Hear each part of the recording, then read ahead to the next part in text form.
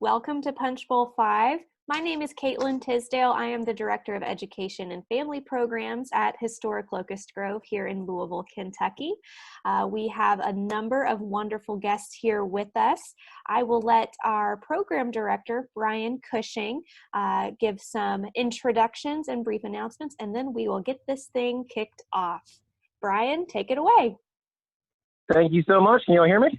Yes, we can. There you go. Okay. I'm having massive unforeseen technical difficulties this evening, so I'm actually going to turn primary hosting responsibilities over to Alan Bishop, the Spirits of French Lick. There was some pretty cool stuff we were going to do tonight that we're going to have to save for another time, but this is Punch Bowl 5. This is a part of the Odyssey project, which was conceived between Colonial Williamsburg and Historic Locust Grove, basically during this time of disconnectedness to try to bring a lot of these sites together in a way that we might not otherwise have been able to do before, which is what we're doing here. I don't think we ever got all these different regions together to talk. So we've gotten some great shows done this way, some great educational content that we wouldn't been able to produce before. And the whole idea behind the Odyssey project was look at east to west kind of movement. It's American settlement moved. And so the credit for this really goes to Brian Austin and Colonial Williamsburg, who plays James Madison, and our marketing communications director, Hannah Zimmerman, who really kind of got together and got this kicked off. So the Punch Bowl, I think, is really the only of these programs that we've done so far, but they've been a lot of fun. We've been talking about a lot of distilling history. This is the 5th installment, and we're going to be talking about gin tonight. So I want to introduce our two panelists. We have Steve Bashore from Mount Vernon. Steve has been with us every time, and he is the Director of Historic Trades over there, and he is also Master Miller and Master Distiller at Mount Vernon. Steve gave me my hands-on introduction to distilling, and that was really formed the cornerstone of everything that I understand and what we've achieved at Locust Grove. Alan Bishop is the Master Distiller at Spirits of French Lick and an amazing spirits historian. And I know he's helped me out a lot from there, just kind of expanding research and knowledge. And we've got some exciting things coming up that he might tell us a little bit about at the end of this. And tonight we were without a Toastmaster last time. It just didn't come together. But tonight we have Colonel Steve Abolt with us. He will be leading us in 3 rounds of toast, the beginning, middle, and end. So I'm not going to completely leave you. I will be, I'm going to stay on here, monitor the chat, monitor the discussion, and help out in any way I can. So sorry I'm not with us as full force as I usually am. This is one of my favorite things that we do. So with that, I'm going to turn it over to Steve Abolt, and after that, Alan Bishop will get the conversation kicked off. Welcome to the Punch Bowl, Steve. Thank you very much, Brian. It's a great honor to be with everybody here this evening. Now, me being on a gin program, that's like a duck out of water. I'm a whiskey man. So I hope you're all going to forgive me if I'm not really an expert or an imbiber of gin. Now, if you're asking, what am I dressed in? Well, this is a War of 1812 uniform, and my regiment, the 7th Infantry Regiment, was known for the defense of New Orleans, known as the Cotton Bailer Regiment. So, what better way to begin this than a proper beverage, the official cocktail of New Orleans, the Sazerac. Now, Alan, you were discussing, of course, absinthe, and of course, what would a cocktail, a Sazerac, be without some absinthe in it? And it's always important to remember that with the Sazerac, the glass is always half full. So as I began contemplating how to pull this thing off, I began to realize that yesterday was the anniversary of the adoption of the United States Constitution. So I thought it would be most appropriate that we begin this evening's Punch Bowl with a toast to the U.S. Constitution.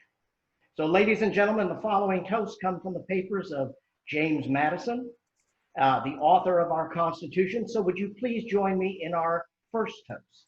And the first toast is to the Union. May the cement of the Revolution and the spirit of the sacredness of the Constitution be its guiding force. To the Union. The Union. You know, I lived in Texas for a lot of years, and we got to say it. I got a good scald on this one, I want you to know. It's a good one. All right.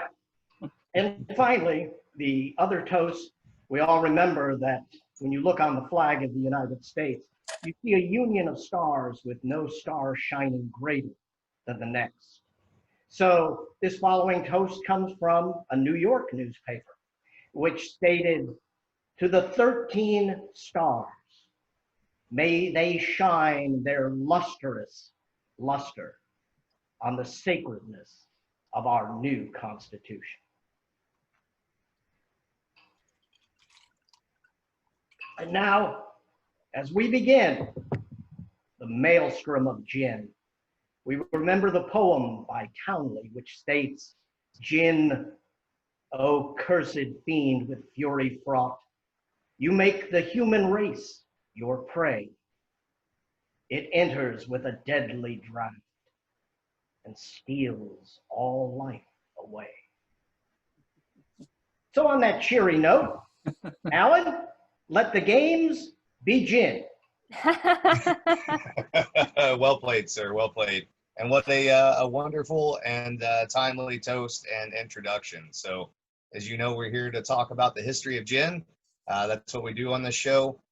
We try to do deep dives as much as what we can, and I feel like the history of American gin hasn't necessarily been very well represented, even with the rise of modern craft distillers. It seems like every craft distiller is doing a gin, but they're not necessarily backing it up with any regional or local history. And one of the things that we've talked about a lot is how all of these spirits develop sort of regionally, and that's what we want to get into with gin.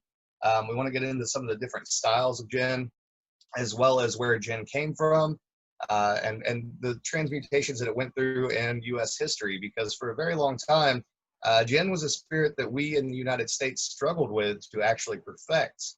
And then when we did perfect it, it really played into the spirits industry in a major way, in a way that I'm not sure that gin has ever gained the traction for doing again post-prohibition. So with that said, I think that all of us have a lot of interesting things that we can contribute to this conversation, and we would need to start at the very beginning with gin to some extent. Now, obviously, we won't go all the way down that rabbit hole, but we can certainly give you an idea of where gin came from in the earliest of days, and how it ended up where it is now, I think. So this is my first time hosting this, so I'm not entirely sure if one of you guys wants to start out, or Steve, you just want to spitball back and forth? How you want to go, buddy? Yeah, I think back and forth a bit, because obviously if you're on the same touchstone that I am, you have to go back to the Netherlands. Yep. And Geneva, which was based from really what they called malt wine. So the base of gin, as we knew it as Geneva, is not what the American or the English would be later, the dry gin. It's really something based on a distillation of malt type based spirits, right? Yes, for sure. And even on a little touchstone, a little even earlier than that, like so many of our potable spirits that we enjoy nowadays, the roots of gin, going back far enough, they really have some alchemical and I guess you'd say almost some religious or spiritual roots, going back to Italy, as so many liqueurs do. Mm-hmm. So you can really trace gin back to some monks back in Italy, who then carried that particular style of drink, probably starting out as a wine base as opposed to a spirit base flavored with juniper, all across Europe, and introduced it into the area that you're speaking of there, Steve, where gin, or Genevieve, as you're speaking of, became a huge thing, incredibly popular, made entirely different from most modern gins, as you mentioned, with that malt base, definitely a little more earthy type of spirits. But one thing that gin has always had going for it is that juniper has been the primary player, even in Genevieve. Of course, with that being said, everything else that goes into gin can be pretty much anything else that goes into gin. So, Yeah. Well, whatever's growing, whatever's nearby, you're going to put in the gin basket. Right. Whatever's around you, that's where you're going to go with it. So, it's.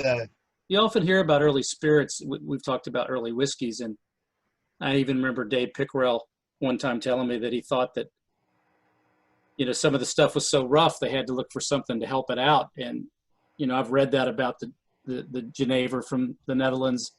that some of the additives of the juniper was to cover a rougher flavored spirit that was pretty strong alcohol. Have you found that to be the case in some of your studies? Yeah, for sure. There've always been, bad distillers out there, basically. So, the thing about gin, this is kind of interesting and may interest those whiskey people who are listening or those bourbon people. Gin, much like other spirits, was often covered up, or the bad alcohol base was often covered up with convenient herbs, I guess you would say. So, gin also has a very close Scandinavian cousin called aquavit, and just to kind of put in perspective how common it was to have very bad alcohol covered up with very bright and brilliant herbs. What you now know as whiskey or single malt whiskey, Scotch style whiskey, actually started out very similar to gin. If you were to go back to the 1400s and buy whiskey and expect what you're drinking now, you would be very, very disappointed, because those distillates were very bad distillates most of the time. They may not have been distilled by somebody who was a quote unquote initiate of the art. And so again, they turned to botanicals to cover up those bad flavors. The same is true, of course, of gin. So Genevieve, as that malt spirit, as we mentioned earlier, could have been made from any number of different types of grain malts. And sometimes that malting process isn't exactly perfect. Sometimes you end up with mold. For those who don't know what malt is, it's basically germinated grain. And if you distill mold, you get a very moldy flavor. The other thing that happens is, if you don't know how to make the proper cuts off of the still to make alcohol that's potable, you're going to leave some compounds in that distillation that you don't want. The nice thing is that if you put enough juniper berries in there, it'll cover it up. So, if you drink enough of it, it might not fix the problem, but it'll make you forget about it, certainly. So, Yeah. Well, I also read, some of the way gin migrates to, say, the United Kingdom, which, as we call it today, was the 30 Years' War. And you have a lot of British troops on the continent who are exposed to this and bring it back. And that seems to be one of the inroads to what gin in England we know to be developing in the 1700s, came through that experience on the continent. And the Dutch, being incredible traders with hundreds of ships, and the commerce and the back and forth that they brought many goods, seems to have brought that particular alcohol into the English-Scottish realm. definitely, yeah. The just like whiskey and rum, gin has a long military history. It has a long trade history and a long sailing history. So everywhere the Dutch went, they took gin with them. And the interesting thing about the military connection there, Steve, and the English connection, it's just like every culture does. Every culture looks at something that another culture does and says, that's good. I think we can do it better. And I think that's what happened with the English. They said, this is really good, but let's take it back to England and let's see what we can really do with it. And that's what really led to the obsession in England with distilling gin, where gin actually becomes its own category separate from Genevieve. They're still obviously very closely related, but an evolution has happened. You're moving away from those malt-based liqueurs, which have a very distinct base alcohol sort of flavor, and moving more towards, in time, an almost industrialized base alcohol without a whole lot of flavor, with the focus being much more on the botanicals and maybe even in some very primitive sense, the terroir of the local area where those botanicals are grown at. And so gin becomes a very diverse product once it hits England in particular. You start to see different styles develop over time. Early on, of course, in gin's history in England, it wasn't that different from what you had, in the Netherlands. It wasn't that different from Genevieve. It was probably one of the cheaper alcohols that you could buy off of the street. And it really led to this rush of distilling in England, all the way down to, at one point in time, England actually made it incredibly easy to get a distilling license, to the extent that you could have a broom closet in an alleyway and put a 10-gallon still in there, and nobody would bat an eye at it. You make all the gin you wanted all day long. And it really led to some interesting social epidemics that mirror some things that we had happen, in our own country in the 20th century with certain drugs. The good and the bad are balanced out, obviously. And so gin certainly has as much of a negative connotation to some extent, especially in England, as it does a positive connotation as a cocktail spirit nowadays. And I find that stuff to be pretty interesting culturally, and how it plays out to be relevant. Yeah, as you said, it led to what they called the gin craze. because the poorer people in the big cities of London, they're drinking beer, cider, ales, and then you have gin come in. It's a hard liquor. It's very intoxicating, and it's very cheap. And this starts to happen really, I think, around the 1680s and 90s, and gets so bad that there was a series of gin acts passed by Parliament from about 1727 to the 1750s. And like a lot of alcohol laws, not very effective in many of their forms. In fact, one of the first acts they passed restricted the use of the botanicals, and so people just stopped using botanicals, and they got around the law and made the gin. So there's always, I always say, and I've said it at a previous broadcast, the Americans and the British, and I think a lot of people in the West, were amazing smugglers. We get around stuff, and I think so that legislation, the first act didn't do too well. They passed a second one, and really it became heavy taxation. They kind of put the brakes on that, and they consolidated around some larger distilleries that end up making a higher quality product that we would know developed as the London dry gins and the Old Tom variety. But that period was so freewheeling, probably between 1650 and 1750. Like you said, there were 1,500 licenses in London for household distilleries. Yeah, there were actually, it was interesting if you go into that history too, Steve, because there were actually a lot of books written in England at that time about distillation in particular. One of them is Every Home a Distillery. So it was not only common, but highly encouraged by the government for you to have a home distillery on hand to make not only gin, but other products. The interesting thing about the social stigma of gin that happens as well is, as you mentioned, they try to outlaw it. But if you go into the social stigma of it, you start to see the way that things get played politically are maybe a little bit different than you realize. So they try to outlaw it because it has all kinds of connotations to it, very similar to the crack cocaine epidemic. It's not that dissimilar whatsoever. They start to label gin things like Mother's Ruin.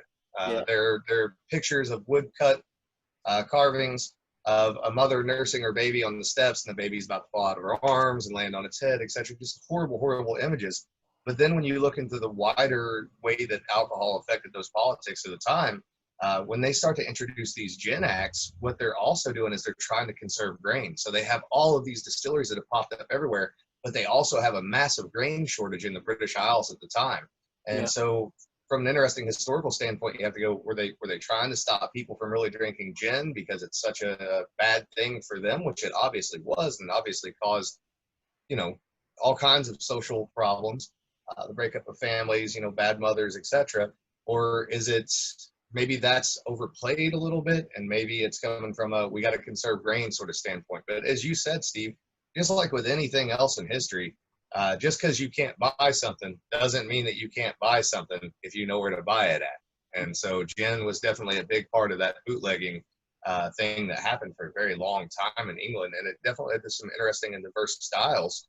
I just read an article recently, and this is jumping ahead in time a little bit, about a gin distillery in England. Steve, you may have seen this, I don't know, but it's a modern gin distillery. But the long and short of it is, it's very Peaky Blinders here. So the long and short of it is that this gin distillery was actually an old illicit gin distillery hidden behind a wall of a local bakery. They didn't know it was there. They found it on accident. And when they found it, they were like, you know what, we've got the original recipes here. We got the original notations. We've got to relaunch this brand. So just kind of an interesting thing to keep in mind with the popularity of, moonshiners and those sorts of things nowadays, that illicit outlaw sort of alcohol production. It definitely ties to gin as much as it does to any other spirits product out there, both in older history and more modern prohibition type history. So, well, I think what you mentioned about the law versus like grain shortages, I think both things are going on at the same time. And so there are times in Scotland where I've read accounts where they're worried about having enough wheat and grain for bread. And so there's restrictions on distilling, and that happened in London in the middle 18th century as well. But you can read accounts of, like, I have a book called The History of London, and there's some pretty grave stories about children in the street being drunk. So the social ills were certainly there. And so I think both of those things are tracking at the same time, thus the name Mother Ruin. So I don't think it's without some reason. But again, the competition, it's an interesting thing, the competition for grain. We don't think about that they were fighting both. Okay, we want to distill, but we're worried about bread supplies, and that daily bread was important to everybody. So there are times the government steps in to restrict, how much distilling is going on, but then you said it drives people to other means. And so I know, and you've heard that we talk about moonshine in America, but the derivation of that may be Scottish, because the taxation issue drove them to distill at night under the moonshine. And that's an 18th century term. So I find that, interesting that it may have begun. Some of the words of history, you never know these true story, but it has some origin there at that time. Heavy taxation just drove them underground. It does. Well, and the quickest way to make something popular, particularly any kind of alcohol, whatever it might be, whether it be moonshine or it be absinthe or whatever, is to make it illegal. The minute you make it illegal, then people just want it that much more, and they're willing to pay that much more for it, or go to an unscrupulous place to buy it. So, well, then you have to buy it from Mr. Capone, and that's not good. Right. Eventually, it gets there for sure, without a doubt. But one of the interesting things too, socially, Steve, that I was thinking about when we were talking about doing a gin show, is how quickly it gained popularity. Obviously, it was cheap. It was easy to get a hold of. You could buy it from a closet distiller, down the alleyway there in London, whatever. But I do have to wonder if, to some extent, the popularity of gin may have sort of sprang not only from those coming back from the war, etc., but also from the fact that juniper in particular was used as a way to fight off the Black Plague. You've seen the old plague doctors, you've seen the big bird mask, that whole thing that was stuffed with juniper berries because it's considered antibacterial. They didn't know that. They just knew it had some kind of effect. But you got to wonder if, to some extent, because alcohol at different times has been treated as medicine, gin itself actually probably started out as a medicinal sort of element. And you got to wonder if sometimes, even if the social ills are all around you and you see it, if maybe that there's also some sort of connotation where you're grasping onto something that's a little older and you're going, oh, they said it was good for me. It couldn't possibly be bad. Even if I see it here in front of me, it's been advertised as something that's medicinal, etc. And so it becomes almost socially acceptable in that way to even abuse it to some extent. I think you're right. I think also when you think about the poor in London and different big cities, it solves some hunger pains. Mm-hmm. We live so well today. We take a lot for granted when you study the common life of common men and women in different eras and what they had to go through at the time, also as the Industrial Revolution is going on and people are moving to work into factories, and where you are literally a cog in a wheel and kind of expendable in these big factories. So I think that all these things play into them being able to get through life. And so it's like anything, though, people use it and then people abuse it. So there's probably a mixed bag among all of that in that social history. But when you look at the numbers, I did a little extra research. In 1743 in England, you have a population of about 6.5 million. Total consumption of gin was 18 million gallons. Wow. So that's an impressive number right there. That's so somebody's fallen off the steam train occasionally, I think. And then that does get reduced by the 1750s and 60s. So that consumption does go down through a combination of social efforts and also just taxation to kind of force it into the larger distilleries. And I think this is a theme we've come across too with all distillation, is that there's always a move, it seems, to control the country distiller, the small distiller, and consolidate that into the bigger regions where there's more larger distilleries. And the gin ones were in London or on the coast because the raw materials coming in. And you can see that in America with the rum distilleries on the coast in the 18th century. And in Scotland, the coastal distilleries are the ones that often distilled that raw grain down to go to London to be redistilled into gin. So there's that trade down from Scotland we really haven't yet touched on as it relates to the gin market.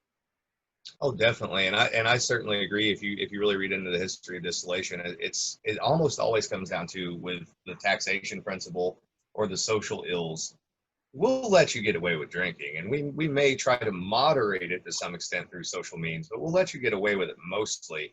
As long as A, you pay your taxes, and B, we want you to be in a large distillery where we can watch you and we can make sure that you are making exactly the amount that you say that you are making, and we can afford to put someone there to make sure that that is the case.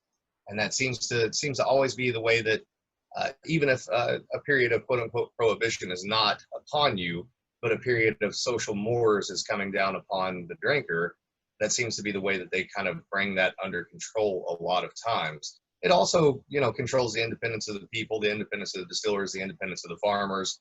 It's very much, those tax coffers have to stay full. We need stuff as countries, right? So you gotta make sure that tax money's coming from somewhere, and that it's very well accounted for, and every cent of it is in place for sure. But that you touch on something interesting with the industrialization process there too, Steve. And we'll get back to the United States here shortly, but without going through England first, we can't really have a great understanding of gin, I don't think.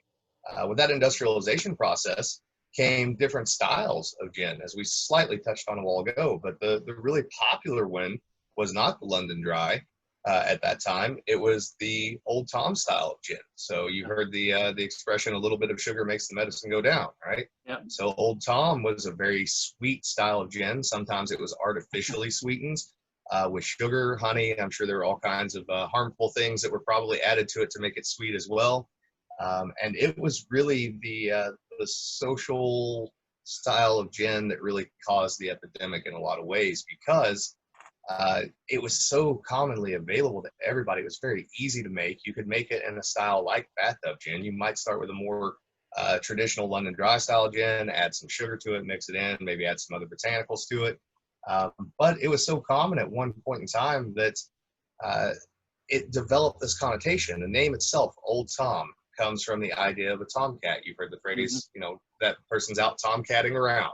Well, that was the gentleman of the house out running around, not taking care of his responsibilities. And it developed such a connotation for that these little speakeasies that popped up in these alleyways, they would often have a wooden cutout of a cat with its paw up, and the paw would have a little spout, or sometimes the mouth would have a spout. And then the other paw you would drop your money into, and they would pour you a drink of gin right there in the alleyway for your equivalent of a nickel, whatever. That led to some issues for sure. Yeah, and I've read one account where there was a hole in the side of the pub. The sign was nearby, and they slid the coin in, and the gin got slid out by the bartender. Nice. And I wonder, this is an interesting prohibition sort of thing here too, Steve. Have you heard as far as I know, this is a U.S. expression, but back during Prohibition, they would call illegal speakeasies sometimes blind tigers. There was one here in southern Indiana, in Overton, Indiana, that what was it called? It was called the Lazy Susan is what it was called, because they had a, old-fashioned Lazy Susan. You never saw the bartender. They served gin, they served corn whiskey. I actually suspect that term blind tiger comes from a twofold sort of thing. Methanol and illicit alcohol potentially being high enough to cause blindness, and then the tiger reference being back to Old Tom gin. And I would suspect that the etymology of that, if you traced it back, you could probably find some connection to gin far enough back there, would be my supposition. Well, at the same time period, if we leap a little further ahead before we go to America, is the coffee still, 1830s. That makes a difference in gin production, obviously, doesn't it? It does, definitely. When you go from traditional distillation styles of double pot still distillation, which are batch systems where you can only run so much in a certain time period, versus a industrialized continuous still, which you can feed a couple gallons a minute easily, maybe several hundred gallons an hour if you're large enough. And you can make that base grain alcohol cheap enough, especially as shipping becomes cheaper to bring in raw grain materials from elsewhere. Then you're talking about the ability to buy bulk industrial grade ethanol at 192 proof for pennies on the dollar by modern standards. And that still happens to this day. That's still a very common thing. But it makes making these botanical spirits such as gin, absinthe, and aquavit much cheaper, much easier to access. And it also raises the quality as well as the quantity a lot of times, because now you're no longer dealing with primitive styles of well, that's what I wanted you to kind of focus on a little bit more, because you have a lot of experience with this. Is those pot distillations are what's going to come across, even with the botanicals, was a rougher base to work from as it goes to gin. And so with this new still, maybe not be using the right term, but in a sense, they can get a cleaner distillate at that high proof coming off of there as your base. Is that right? Yes, that's absolutely correct. So basically what they're doing is they're using a methodology known as reflux or fractionating distilling. And what's happening is you are pushing vapor alcohol through a liquid alcohol that's been condensed. And so your proof and purity rises, your impurities fall. So you get a very neutral, almost flavorless, almost odorless base spirit that you can work off of. So you have much less to hide in the distillate. And then again, the quantity goes through the roof because it's a lot easier to process a lot of material at one point in time. So to speak to that, Steve, yeah, your quality goes way up because you're no longer having to hide that base alcohol. And I think probably to some extent, while that made gin cheaper and maybe made it more accessible at certain points in time, I think it may have also slightly over time have raised the connotation of gin as something that people drink that have refined taste, as opposed to it's the cheapest thing that's out there and available on the market. Well, then that's where, as our Toastmaster rightly showed us early on tonight, the Sazerac 1806, is that the date I've read on that? That first early cocktail perhaps coming out of New Orleans? It gets close. It really developed in the 1830s. Okay. Seen different dates on that. But again, with this type of gin, you can then see the development of some of the early cocktails, which play right into that, wouldn't you think, Alan? Definitely. And that's the cocktail culture around gin has always been incredibly strong. Those botanical spirits, they play extremely well into different types of cocktails. And this is one of those great places here momentarily that I want to get back to. Maybe we can get Brian Cushing to step in on that, because Brian has done some interesting gin cocktails, and even if he just talks about it for a moment, I would love to hear a little more about that. But I think this is actually a good time to stop and talk to Colonel Steve Abbott again, and have another little toast. Oh, boys and girls, moms and dads, we're talking about the cocktail culture. And there's nothing better to discuss the cocktail culture than, of course, the martini. Now, Steve, I know you work at Mount Vernon, so I cannot tell a lie. As God is my witness, there is no gin in this. It's vodka, all right? It's the vodka martini. I asked my sister, who's a big aficionado of martinis, I said, look, I got to do this program. And they're drinking gin. I want to do a martini. And she looks at me and says, for God's sake, use vodka. So I'm using a little vodka. I hope no one minds. But I also got such a kick out of listening to the two of you talk earlier about the botanicals and hiding things, and the way, of course, gin and the distilling of gin improves. Because I was reading some things earlier where they were talking about a lot of times in early England of cutting the turpentine or cutting the gin with turpentine. And I thought that'll make you stand up and take attention. That's all I can say. So anyway, I have mixed a dirty vodka martini, dirty not reflecting on my personal character, but a dirty martini. And I got to thinking, well, let's talk a little bit about gin and the martini. And Kaitlyn, our magnificent wizard or wizardress of Oz, who's running the Zoom call beforehand, she was talking about inspiration. She and Alan and Steve were talking about inspiration with a particular rock group. And I was remembering what the great British author T.S. Eliot penned when someone asked him, well, Mr. Eliot, what is your inspiration? And Kaitlyn, he responded, gin and drugs, madam. So I thought I would share that particular little story with you. But as long as we're having we're going to have a toast here, of course, to gin, I'm remembering Sir Winston Churchill that proposed a toast to the gin and tonic. And I saw two of our guests, I believe one of the gentlemen there, Mr. Hartwig, did you not have a gin and tonic? I could have swore I saw a lime in your glass there. And Sir Winston said that here was to the gin and tonic that saved more lives than all the doctors in the empire. Now, everyone may think, oh, Sir Winston, such a brilliant quote. I prefer another quote by Winston Churchill. This quote particularly directed at either Lady Astor or a member of the Labor Party in the Parliament, a female. And Sir Winston, of course, did enjoy his beverages and cigars, and he got rather inebriated one night.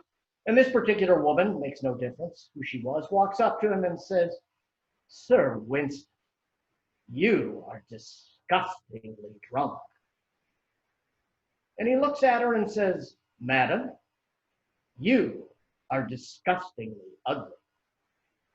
And tomorrow, I shall be sober. So here's a toast. Alan, I'll throw it back to you. There you go. Thank you, sir. That was a good one. I'm going to have to memorize that one.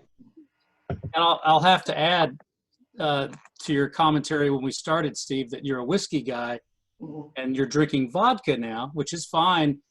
But I remember the phrase about whiskey because there was never a vodka rebellion. That's right. I was going to say for someone from Mount Vernon, So anybody who knows about the rebellion. You know, I've got another good vodka quote too that you guys might get a kick out of. But this is from a very famous gentleman named Alan Bishop, who's once said that vodka, it could have been whiskey, but it went too far. So that's to do with potatoes. Or the old joke is I can't taste the vodka in my martini. Yeah. Yeah. With that said, we had a question from the audience. So the question was about the origins of bathtub gin. So we're jumping forward in history just a little bit. But my understanding, and obviously, Steve, I'd like you to comment on this as well. My understanding is that bathtub gin basically was kind of a Prohibition era bootleggers version of what's known as a compound gin. So oftentimes it could be done a couple different ways. A traditional compound gin, and I doubt the bootleggers were doing it this way, at least not very many of them, maybe 1% or less, would typically be made up of distillations of individual botanicals and then blended together. Bathtub gin, on the other hand, from my understanding, is literally what it sounds like it is. It's kind of a macerated gin. So they would take the alcohol they could get a hold of, whatever cheap alcohol that it might be, if they're on the low end of things, and pour that into a bathtub. And then into that bathtub, they might pour, this would also include methylated alcohol, methanol, which can obviously cause blindness, etc. Wood alcohol, you may have heard about that in moonshining. To that, they would then add their botanicals and allow it to steep in their bathtub for however long they deem necessary to pull the flavor from it before bottling it and selling it to you, bathtub scum and all. Mm-hmm. Yeah, it's not a pleasant thought, you know. Right. And right. It brings back a lot of the thoughts when you read about problems during Prohibition, and you know, the good distillers like what we do today and the good ones over the years make those cuts. This is a little bit of everything thrown together, and you didn't know what you were getting. But we talked a little bit about that with early aging of whiskey. People did, even in the 18th century, not just doctor, but they wanted to take something young, make it seem older. There's recipes to take Virginia brandy and make it taste like cognac by adding certain additives. So this is as old as man himself. We're trying to, you know, get something into the market you can sell for a higher price. And that's why one of my jokes at Mount Vernon is it's not like today. Back then, people cheated, unlike today. You know, so I think part of it is human nature. You always looked at through history, and these were people, and some people were reputable and wanted to put out a quality product, and others were just looking for that buck at the end of the day. Well, and I think too that's the unfortunate part of botanical spirits in their history in general too, right, Steve? Whatever country you're in, botanical spirits almost always have some connotation of being associated with that type of behavior, what we would refer to as rectification. The rectification of something that seems unpalatable into something that's palatable, whether it's by a legitimate means or a very dangerous means. And you know, people think that still doesn't happen to this day, but you know, we just a couple years ago had a major problem in other countries and on cruise ships with fake alcohol being put into brand name bottles, which is basically the same thing that was happening back then. And more in line with gin, to give you a little bit of an idea of how common this was, let's say 100, 150 years ago, not 10, 15, let's call it 15 years ago, absinthe, which is a close cousin of gin as well, another botanical spirit used in the Sazerac, as mentioned by Steve earlier. Absinthe was illegal in most countries in the United States, and there were certain old Soviet bloc countries that took advantage of that with tourism, and they made poor quality imitation absinthe using very dangerous ingredients. And those absinthes are a lot of times still on the market, even though they're not legitimate, because there's no government regulation, no government oversight, no individual responsibility taken for those particular products. So that was unfortunately very common with all of these botanical spirits, for them to be associated with less than reputable dealers of alcohols. Now, that doesn't mean that in England and in the United States, as we're about to get into, that there were not obviously very high quality gins available from reputable dealers. But you know, how do you determine who's reputable? How do you determine who is telling the truth when there are no real rules that apply to how you can label that bottle and what's in that bottle, etc. at the time? So gin goes on a very interesting journey as it crosses over into the United States. And although we don't tend to think of the United States as a very common producer of gin in the early days of the Republic in particular, and even before, as we were still colonists, gin was made here very early on. Most of the early distilling literature and the early distilling books, including the McCary book, etc., all mention different gin recipes.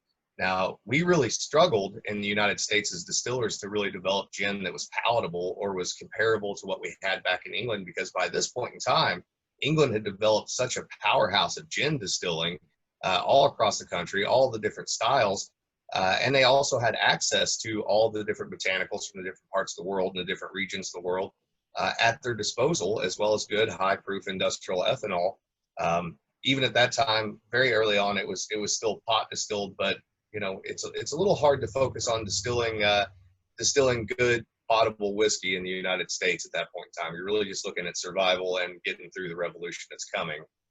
So we really struggled with it. We had a hard time importing the proper ingredients. We had a hard time finding the proper ingredients. Unlike a lot of other spirits that were made in the United States, there weren't a whole lot of ingredients that at that time that we realized were able to replace the ingredients from Europe that we weren't able to get a hold of. Steve, you probably can talk a little bit more about the earlier phase of that on the East Coast than what I can with the rum distillers and then eventual whiskey distillers on the East Coast. Yeah, well, I think from what I've read on the gin, it's still it's an import item for the reasons you just mentioned. Americans don't have access to those specific botanicals, and the way we're running so much corn liquor in the 18th century and rye whiskey and rum that it's not the focal point of our industrial distilleries or even medium-sized distilleries. So you can see that on ship manifests that it's coming over into Pennsylvania, into New York, sometimes still called Geneva. You know, it's still, those names are running concurrently because it hasn't really been specifically laid out in our country. Those in London may understand the difference. The Americans, it takes a little longer, I think, as that develops. And then the 19th century, I think it becomes more of a appetizing drink as it develops, you know, post-revolution and cocktail development. And again, you mentioned getting Brian in here to talk a little bit about the cocktails. Maybe, Brian, you want to pick up and talk a little bit about that. Maybe the period, that federal period, you particularly, you know, reenact so well, and Thank you. Speak to that a little bit. Can y'all hear me, see me? Yeah. Gotcha. Okay, great. Yeah, that's something I've experimented with, and really the cocktails kind of started coming in, as we think of cocktails, started coming into their own around the 1830s. As far as like individual cocktails and evolving out of the age of punch. In the age of punch, gin is kind of like the make-do backdoor kind of item. It wasn't really like the prime kind of thing.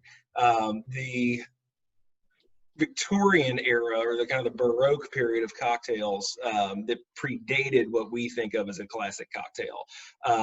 They in general had a richer, rounder character to them. And gin, once they started writing this stuff down, gin was pretty incorporated. It usually wasn't like the prime suspects, you know. I mean, a cognac or some kind of whiskey was a lot of times kind of your more choice kind of thing, but there was usually a gin option, and some that just plain called for gin. David Wondrich, who was a great cocktail historian, who did a lot of great work breaking down what was used when and where, when looking at the like Steve was saying, like imports in the United States and things like that, what was going on. When he really dug into some of the early manuals and like Jerry Thomas in the 1860s and things like that, and he would say old gin, he was talking about mostly Geneva or Old Holland or something of that nature. Old Tom started really coming into the 1850s and came into its own in the 1880s. It actually, what my plan for tonight was to make an 1880s martini that specifically called for Old Tom gin. It was much more dressed up than the classic era martini, but Alan there at Spirits of French Lick, he makes an excellent Old Tom gin. And so that goes very well into that. And it's not, it's a whole different, it's a rounder, it's a sweeter, it's a rich character to these cocktails, whether it's gin or whatever else. It reminds you of port, which was also the choice wine during especially the early into the mid-Victorian period. So the Old Tom really came into its own in the 1880s. It had been around in the United States at least since the 50s. And the London Dry did not eclipse that until well into the 1890s. And so that is the point too, where we're rounding that corner into the classic era of cocktails, like we think of cocktails, like Prohibition era cocktails. It's really their root is that lighter, crisper, drier flavor taking hold. And so it wasn't overnight. As the 1890s went wrong, it's like the amount of London Dry that was brought into the United States prior to that was negligible. I mean, it was here, but it was negligible. But by the end of the decade, right before 1900, with the just kind of changes in taste and whatever, the London Dry surpassed it, and that's never changed, all the way up to the point that I don't think a lot of people know what to look for not London Dry. I know I didn't when I first started experimenting with Victorian cocktails, like mid-century cocktails. I just didn't understand the difference until I dug a little bit deeper, and so I would use London Dry in a lot of these things, and it was good. But when you switch over to something like an Old Tom or something like that, and it all comes together, you really start to understand the idea and the kind of what they were going for, and their idea for the proper character of a cocktail. So in a way, would you define the difference between London Dry and what you're talking about with Old Tom is a sweetness factor? Yeah, it's sweet, it's rich, it's what I always say, round. More full body. That's the right term. Yeah, it's when it goes into the cocktail like that, especially with the other ingredients the Victorians were using. Like I say, it almost has a port-like quality to it. Interesting. Yeah. The other and Alan, interesting. Oh, go ahead. Sorry, Alan. Go ahead. Oh, no, I cut you off earlier. Go right ahead. You good? I was going to say the other interesting thing, and Brian may be able to throw in on this too. So we've talked about London Dry a few times. We've talked about Old Tom. We've talked about that sweetening agent. And so people have an idea in their head of what the idea of dry and sweet mean, right? So they know that when it comes to, wine, that a dry wine is a very dry, alcoholic sort of wine. A sweet wine has some residual sugar. So the history of the dry style of gin is actually a little bit different. It's kind of interesting. And then there's also Plymouth style gin, which actually refers to a very specific place. But the dry in gin actually refers to the use of a lesser amount of botanicals than it does the sweetness level of the gin necessarily. So a dry gin actually uses less juniper than a sweeter style of gin would, which plays into what Brian's talking about with the Old Tom style. Being a little more rounded, almost fatty, almost has a sort of texture to it. Almost, you would think of it as almost like a chewy sort of texture. I guess when you're drinking it, people tend to think of whiskeys as being a little, chewy sometimes. But that's where that dry terminology comes from in particular. Edith Wheeler wanted to know what the process we were going to do. Is my internet still holding out right now? Yeah, you're doing good. Yeah, you're good. Okay, awesome. Well, so with a modern martini, you've pretty much got gin and a little bit of vermouth, depending on what your taste is. And you can see where this came. But with the 1880s martini, with the Old Tom, what I like to use the best is you take a tumbler or like a little metal glass like that, fill or just put some ice in it. You would dash some gum syrup, would be the first thing. They call specifically for Boker's bitters. I'm going to show that right there.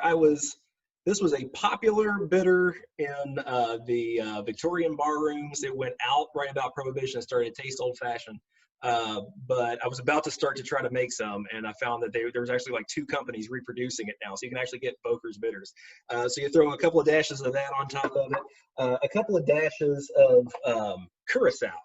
And for the Curacao at the time, it was a brandy based, and Grand Marnier was actually Curacao was in the name at first in the 19th century, and this is probably the most accessible thing that you want to get when you see a mid to late 19th century recipe call for Curacao, something like Grand Marnier. There's some other options. So you dash a little bit of that in there, and then you dash that. Then you get just 1 ounce of the Old Tom. They called for half a wine glass. The wine glass was 2 ounces, and an ounce of vermouth. And we don't really know what their vermouth was like. I like this brand right here, Dolan. It's not too expensive, but it's a serious step up from the Martini Rossi. And between the dry and the sweet, the Chambray that they have out, the red label is just too much. I mean, maybe somebody would like it, but it just assaults you with sweet. And so for a lot of these cocktails, I found when it calls for vermouth, maybe it's my own modern bias, I don't know, but that really kind of smooths it out because you've got a lot of sweet in there already. You mix it all up, put it into either a cocktail glass, a little goblet like that. Then you take a little bit of lemon peel, and all you gotta do is kind of squeeze it over the top. And it just kind of releases this aroma as you drink it. So you can see where the root of the modern martini is. I mean, you still got gin, except for the common gin that was coming at the time, and you still got vermouth. But all the rest of this, kind of barroom performance has been stripped away. Nice. So I think that brings us into a little bit more of the history as well there too. So with what Steve said before Brian came on the cocktail side of things, I had mentioned McCary's book, The Practical Distiller, and talking about people trying to find alternatives to make gin from. And one of the early alternatives that McCary mentioned in particular was spruce berries. So anyone who's been throughout the United States knows that spruce grows commonly pretty much everywhere in the United States. It is an evergreen, and it does produce little blueberries, and you can use those to actually replace the juniper in gin. Supposedly, as a distiller, I can't verify that. I've never done it, but Steve, that would be a good one for you out at Mount Vernon, buddy. Or Brian, we could do that at Locust Grove at some point. I don't know. The sky's the limit. I'm all for it. I don't know if I could convince the powers that be that George Washington made gin. But, right. But his neighbors did for sure at some point. Somebody did. So with all of that sort of background that they're looking for all these different alternatives that they can easily get a hold of, eventually the East Coast does establish a nice trade route. They can get those botanicals in. They can start making gin. Gin is not always necessarily grain-based on the East Coast in particular. There were a lot of gins that were made with a rum base, which would be kind of interesting. And I'm surprised that we don't see more of that on the craft distilling market at this point in time. In the Midwest for a long time, it was still very hard to get a hold of those botanicals. Unless you were along a trade route like the Ohio River or further south along the Mississippi River, where you might be able to get something shipped in from Pennsylvania. So the spruceberry thing stuck around for a very, very, very long time. But almost always when you go back into that history, and Steve, you've probably seen some of this, I don't know for sure, but if you read about American gin in the early years, and let's say up until the 1870s roughly, almost always they say, it's a decent gin, it's a good gin, but it doesn't live up to its European counterparts. And we find that quite often. Steve, have you seen that as well? Well, what you made me think of is the same was said of American brandy. Mm-hmm. Throughout that time, we were just the lesser cousins on those two spirits, it seems. Although one of our previous punch bowls, we got fairly deeply into some brandy facts that were interesting, but I think it parallels that a little bit, would you say? That we're just, compared to the continent, it's just not quite as perfected. But that may be because the continent always looks at Americans as not quite perfected. So, Right, right.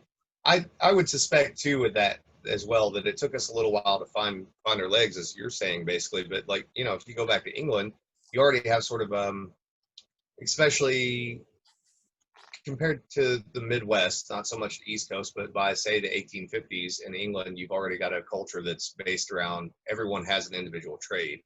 Whereas in the Midwest, people are still kind of settling, figuring out their trades, etc. And so you may be a distiller, but you might also be a blacksmith. And so you don't have all the time to dedicate to your art necessarily that you might have if you were back in England with luxuries that you had.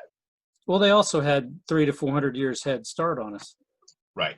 And so I think it's also just the basic development of the country at a different stage. And then in the Midwest, also the market comes into play. You know, 1870 in the middle of the country, I don't know if there was a big call for gin. I think there was probably the whiskey was king. And, you know, wineries start to grow, et cetera, cider and brandies. So I think it's you know, the market plays a role there and what the demand was. Yeah, Now, I agree. East Coast cities, I could see it being more demand, and New Orleans. Definitely. So it really takes American gin quite a while to become sort of a respectable item of trade and market, and it really took a particular distiller in the Midwest, and I wanted to make sure that we got this into the conversation tonight because it's a name that pretty much anyone here is probably familiar with. It's a household name. Although it may no longer be a household name for liquor, they certainly still have liquor brands out there owned by someone else now. But the Fleischmann Distillery that started in the 1870s, just a little bit west of Cincinnati, Ohio, was really the progenitor of the more American style of gin that was considered a high quality item. And when I say the Fleischmanns, you guys might go, why does that name sound familiar? So if you've ever baked bread, you've used Fleischmann's yeast. They were famous for their yeast as well as their whiskey, their gin, etc. Located, like I said, outside of Cincinnati, which was kind of a sister city in distilling to Louisville, Kentucky. They were very well known for their gin at the time. And the yeast sort of grew out of a need for a commercial baking yeast at the time.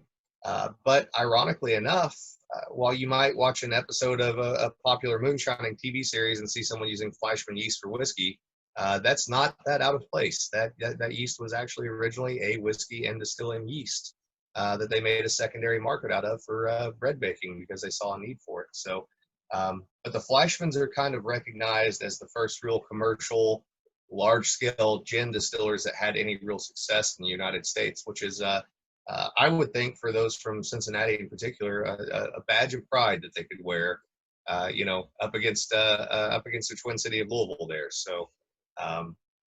Kind of an interesting little piece of Americana that you may or may not know about. That is interesting.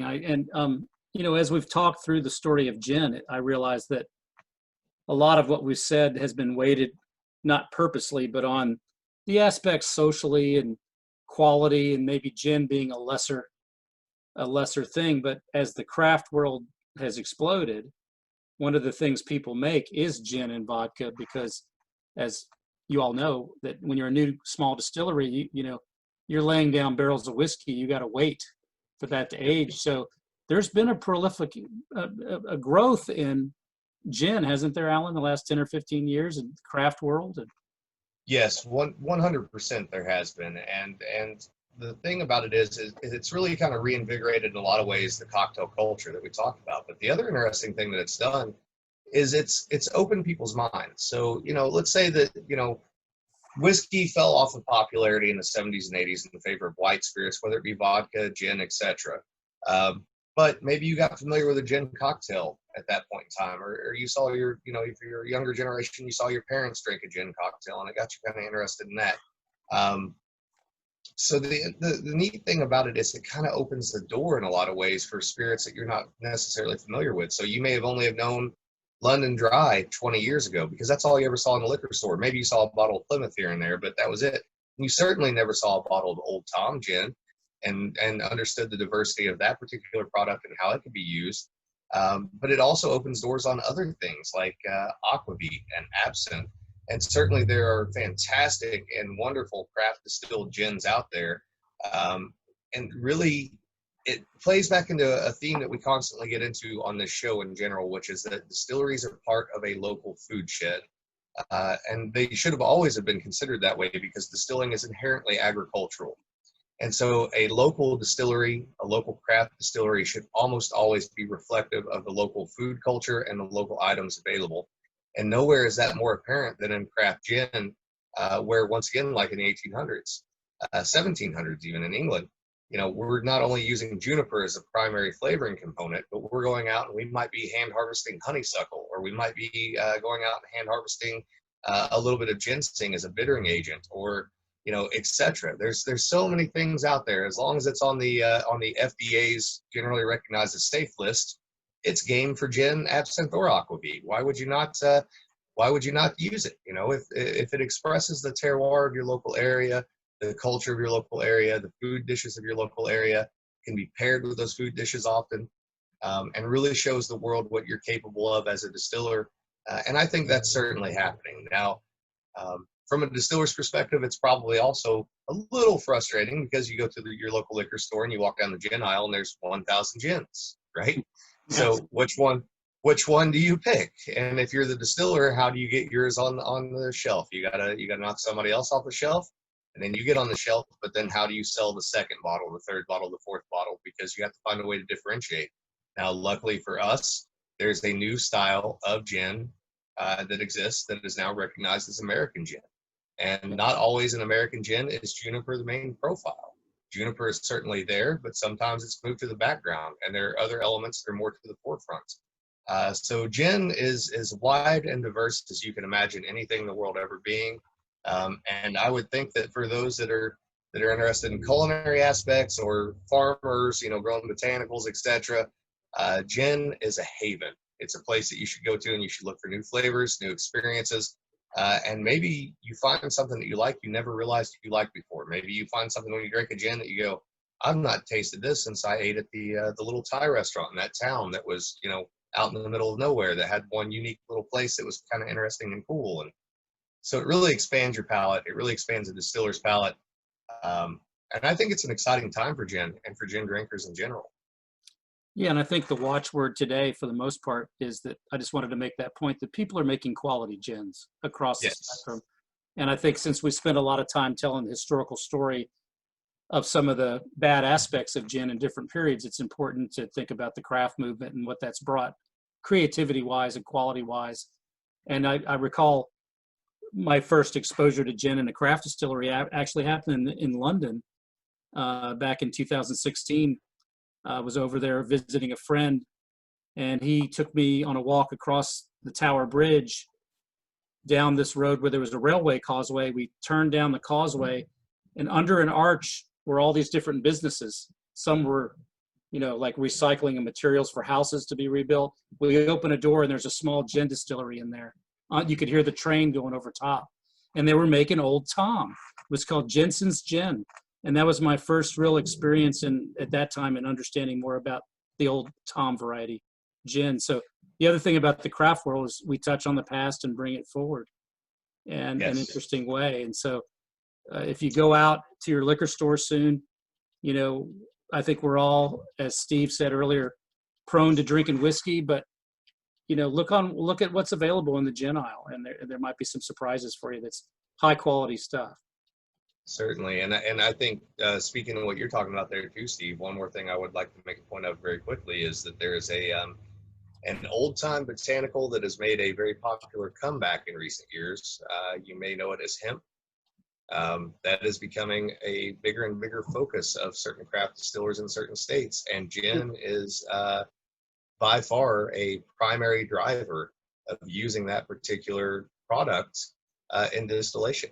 And so I think you're going to see more and more of that, which is kind of an interesting aspect, and sort of a functional aspect in some ways as well, as far as CBD, etc. But that brings us back around to the social aspect of what we were talking about, as far as how gin has affected individual governments and people, etc. So that's interesting. We grow hemp, so maybe I can get an inroads. Yeah, that, perhaps. But Brian, I'd like to chime back in with you, Brian. I can hear you and see you.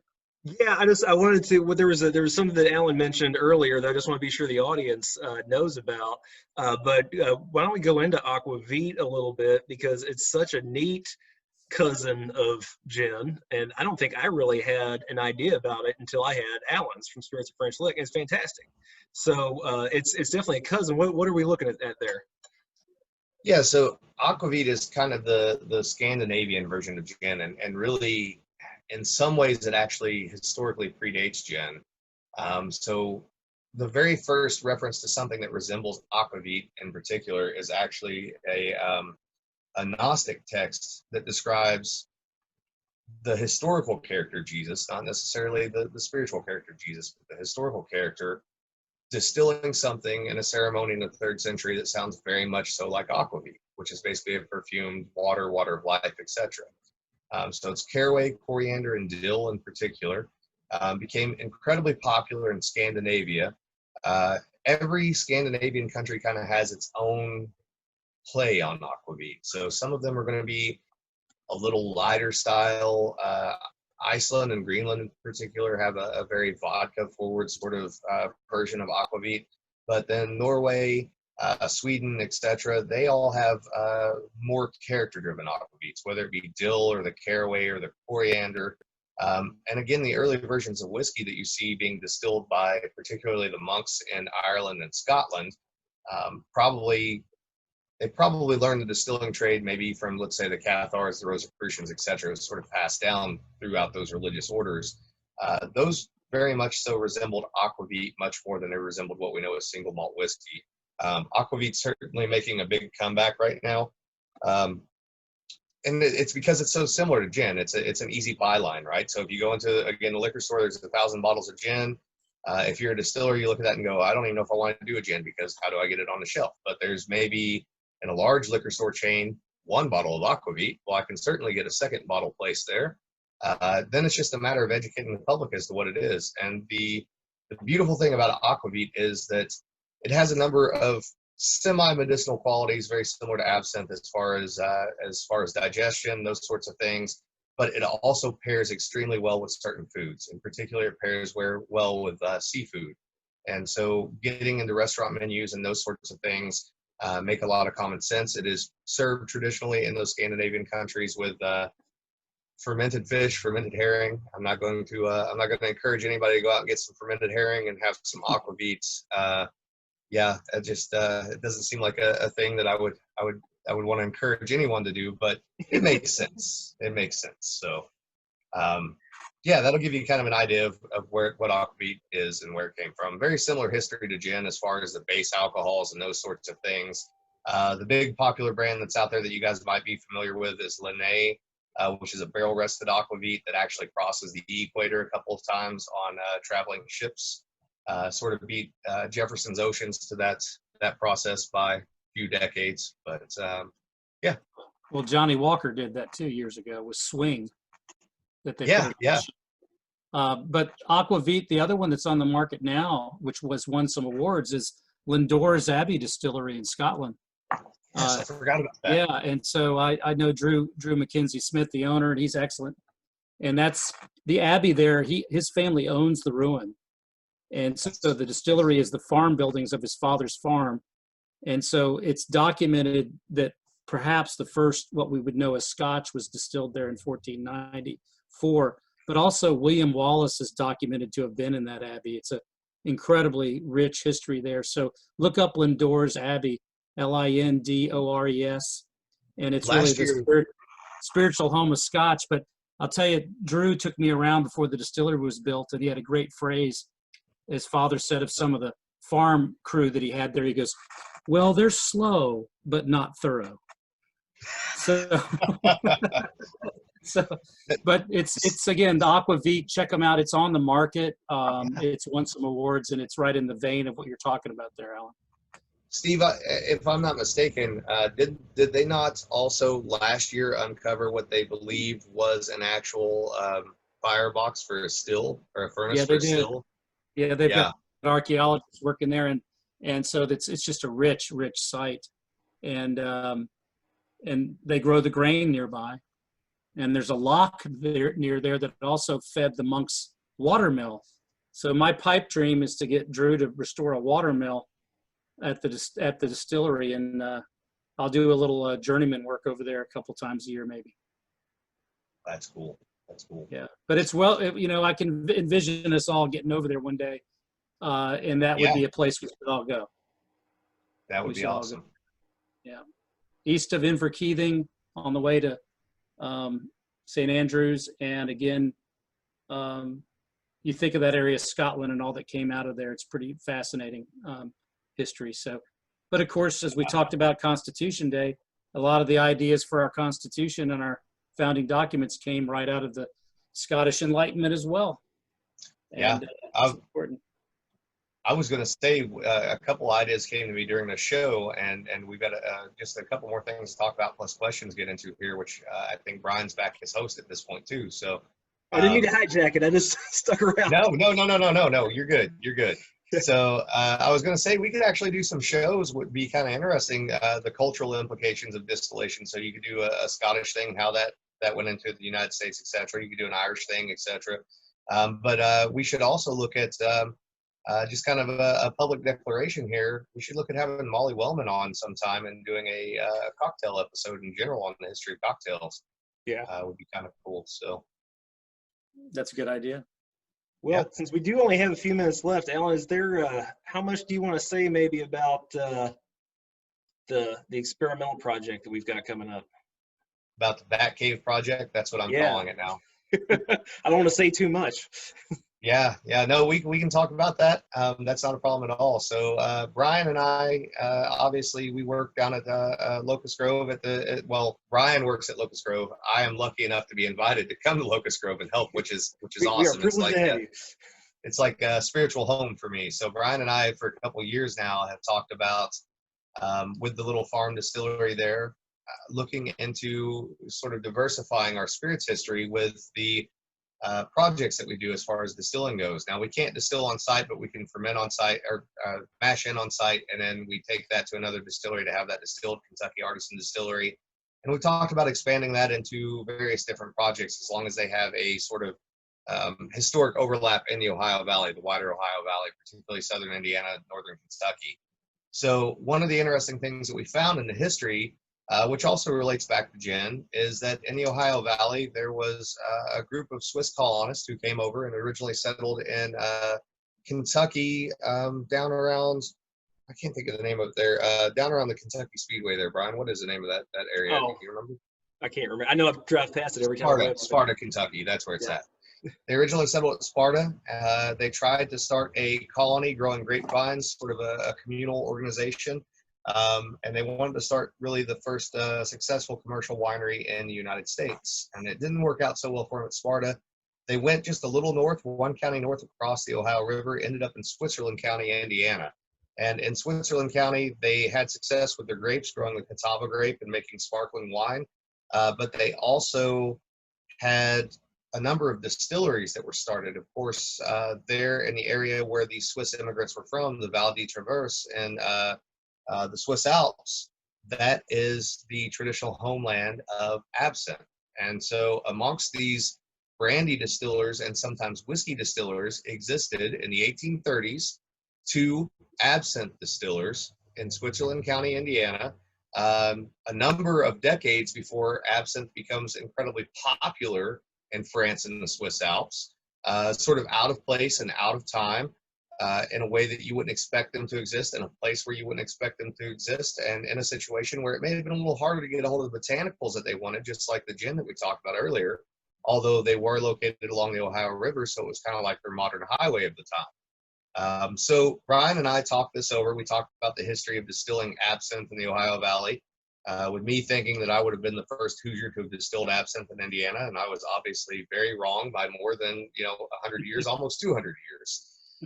So Brian had a nice relationship with Musée de Vinoge in BV, Indiana, which is in Switzerland County, and ironically, they grow some absinthe botanicals at Vinoge. So this sort of really pushed this conversation to the forefront with what we wanted to do. So The idea here was that we wanted to try to recreate a true traditional style Swiss Verde absinthe, using botanicals as much as possible from Switzerland County, from Musée de Venoge, and they were more than happy to be a part of that project.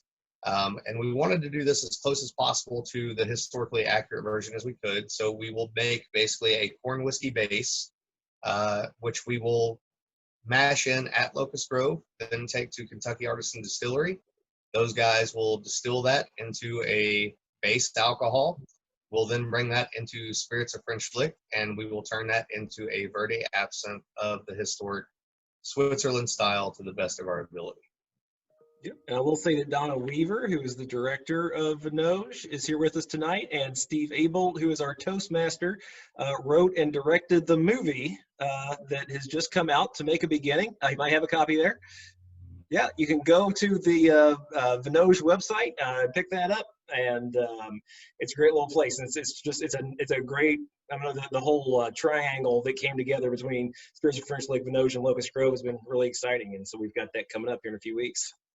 Yes, and I would say also to anyone who is watching this program, if you have any interest at all, whether it be in bourbon, brandy, any spirits whatsoever, obviously bourbon is the popular thing right now. If you are going to come to Louisville, Kentucky, or Kentucky in general and hit the bourbon trail, two places that you really need to hit are Locust Grove, especially when we are mashing in. I think that'll give you a good idea of what was happening prior to quote-unquote bourbon happening. And the other place is Musée de Venoge, because even though it's on the Indiana side, it contributed almost as much to Kentucky as it did Indiana. And it'll give you a real idea of how those early Swiss settlers sort of blended into the landscape and did their own thing. Absolutely. So good things to come. Do we have any final comments by either of our panelists before we move into our last toast? No, I just think it was interesting discussion, and it's always nice to hear about projects like that. It's very unique what you guys are doing there. Thank you. So I look forward to see how that comes to fruition. Well, thank you for really being our cornerstone. Yeah. Yes, for sure. And you need to make the trip back to Kentucky soon and come play in the playground with us, buddy. Yeah. As soon as things are better and I can, I'd love to do it.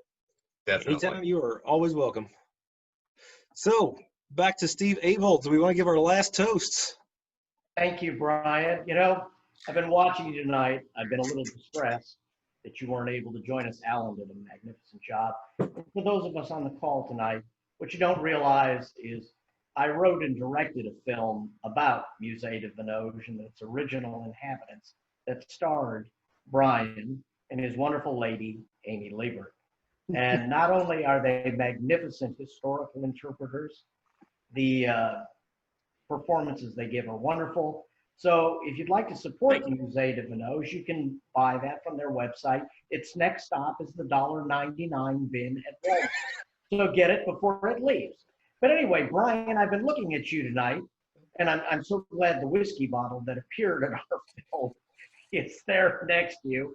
And it reminds me, you're kind of channeling, it's kind of like H.G. Wells meets Oscar Wilde meets Edgar Allan Poe. I think that was a compliment. Yes, and all I can say is by looking at your background, I'm reminded of that famous quote by Wilde before he died, when he said, "Either that wallpaper goes or I do." Anyway, I see Private Pemberton is on the call with us tonight. Private, Oh, good. Silent. You're rather silent.